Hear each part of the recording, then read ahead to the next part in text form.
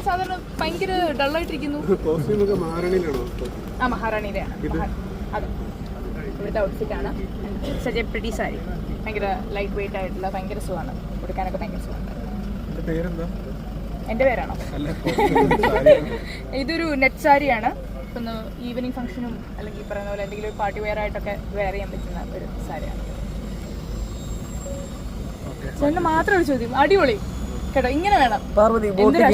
എന്തോ അടിപൊളിയായി പോകുന്നു, നന്നായി പോകുന്നു. എന്തൊരടക്കം നിങ്ങളൊക്കെ മാറിപ്പോയി കേട്ടോ ഭയങ്കരമായിട്ട്.